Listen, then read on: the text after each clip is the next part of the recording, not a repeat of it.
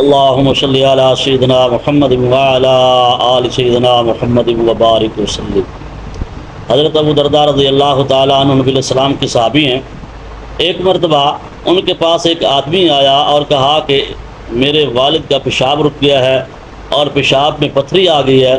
تو انہوں نے ایک دعا سکھائی جو نبی علیہ الصلوۃ والسلام سے سیکھی تھی۔ دعا کیا تھی؟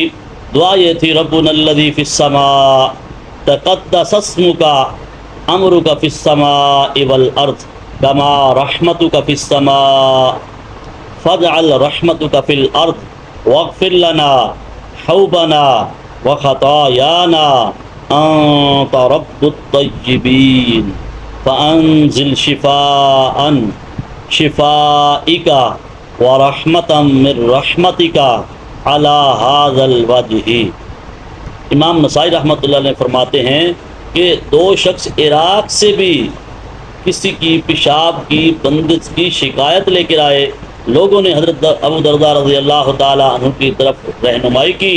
وہ حضرت ابو درداء رضی اللہ تعالیٰ عنہ کے پاس گئے تو حضرت ابو درداء رضی اللہ تعالیٰ عنہ نے فرمایا کہ میں نے رسول کریم صلی اللہ علیہ وسلم سے سنا ہے، جسے یا جس کے بھائی کو جو شکایت ہو، جو اس دعا کو پڑھے تو میرا پروردگار اس کو اس بیماری سے نجات عطا فرما دے گا، یعنی اس کی پتھری بھی نکل جائے گی، اس کا پیشاب بھی جاری ہو جائے گا۔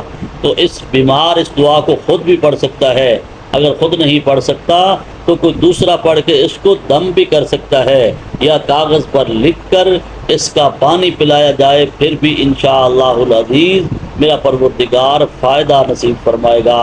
اللہ سے دعا ہے کہ اللہ تعالیٰ نبی علیہ الصلوۃ والسلام کے فرامین سے فائدہ حاصل کرنے کی توفیق عطا فرمائے۔ وآخر دعوانا الحمدللہ رب العالمین۔